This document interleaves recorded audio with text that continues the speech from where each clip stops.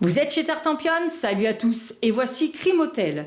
C'est un jeu pour 3 à 4 joueurs à partir de 8 ans pour des parties d'environ 30 à 45 minutes. Alors bienvenue chers amis en pleine campagne face à ce prestigieux hôtel et par cette nuit de pleine lune, vous allez entendre des hurlements retentir. Malheureusement, un crime a bien été commis dans ce merveilleux établissement.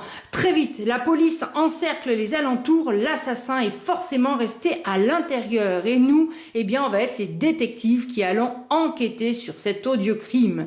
L'assassin est forcément caché dans l'une de ses chambres à l'un de ses étages et c'est le détective qui aura réalisé la meilleure déduction qui remportera la partie. La partie va se dérouler en 3 enquêtes à la fin desquelles vous allez totaliser les points de déduction. Celui qui en aura le plus remportera la partie. À la fin de chacune des enquêtes, on réinstalle toutes les cartes du jeu et surtout on change l'assassin. Justement, ces cartes vont représenter chacune une fenêtre de l'hôtel. On reçoit en début de partie chacun 6 cartes en main, bien évidemment on les cache des autres joueurs.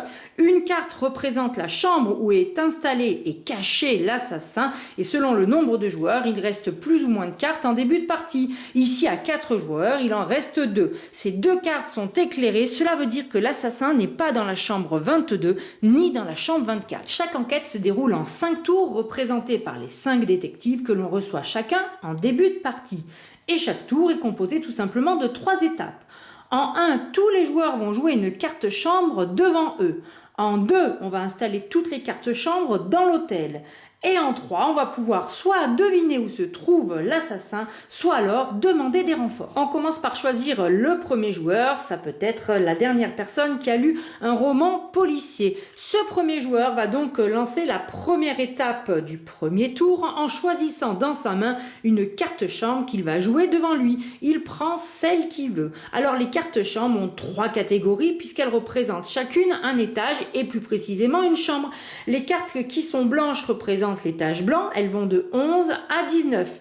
Les cartes grises représentent l'étage gris qui va du 21 au 29 et les cartes bleu foncé représentent le 3e et dernier étage qui va du numéro 31 au numéro 39. Donc le premier joueur, en l'occurrence moi, décide de jouer sa chambre 34, il la pose devant lui.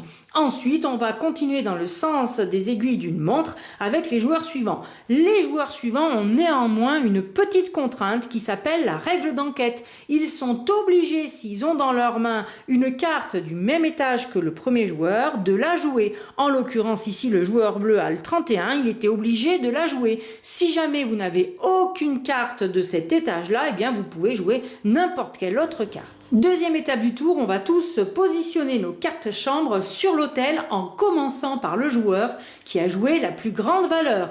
Qu'il soit premier joueur ou non, c'est lui qui va placer sa carte en premier. Donc ici, c'est le joueur blanc qui place la 39. Vous voyez que ça recouvre parfaitement le plateau de jeu qui est en tissu. C'est surtout la preuve qu'il a bien fouillé la chambre et que l'assassin ne s'y trouve pas.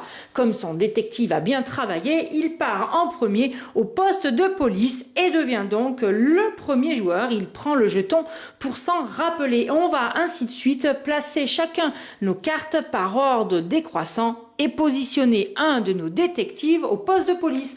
Attention, le plateau du poste de police est recto verso, ce qui signifie qu'il n'y aura pas le même nombre d'emplacements en fonction des joueurs. Moi ici, vous voyez, je l'ai installé sur une face où il y a 4 emplacements puisqu'on joue à 4 joueurs. Étape numéro 3 du tour, devinez où se trouve l'assassin ou bien appeler des renforts. En fonction de votre position au poste de police, vous serez obligé de faire une des 2 actions. Alors à 4 joueurs, le premier et le dernier joueur seront obligés de tenter de deviner où se trouve l'assassin et les 2 du milieu, eux, devront appeler les renforts. Quand on est sur le plateau à 3 joueurs, il n'y a pas cet emplacement-là. C'est le premier et le dernier qui devront deviner et celui de milieu qui devra appeler les renforts. Le joueur prend donc son détective du poste de police pour pouvoir l'installer dans une des 3 zones de l'hôtel où il pense que l'assassin se trouve. Selon la précision des zones, vous gagnerez gagnerez plus ou moins de points de victoire à la fin de votre enquête. Vous pouvez choisir de déterminer un des étages où l'assassin peut se trouver. Si vous pensez qu'il se trouve au premier étage, vous placez donc votre pion ici. Bien évidemment, à chaque fois, il faut que les emplacements soient libres. Si vous pensez qu'il est au deuxième étage, vous vous mettez ici. Et si vous pensez qu'il est au troisième étage, vous vous installez là. Ensuite, en s'installant sur une de ces sphères, eh bien, vous pouvez choisir aussi une colonne. Donc, si je pense qu'il se trouve dans la chambre 17, 27 ou 37, je peux m'installer ici. Ou carrément, si je suis sûr de moi, je peux dire, eh bien, moi, je suis sûr qu'il est à la chambre 25 et j'installe mon détective précisément sur la chambre. Si je juste à la fin de l'enquête et que j'ai trouvé la bonne chambre, je gagnerai 10 points de victoire. Si j'ai trouvé la bonne colonne, je gagnerai 5 points de victoire. Et si j'ai trouvé le bon étage, je gagnerai 2 points de victoire. Si je me suis trompé avec l'un de mes détectives, je ne perdrai aucun point de victoire. On n'est pas trop méchant non plus dans Crime Hotel.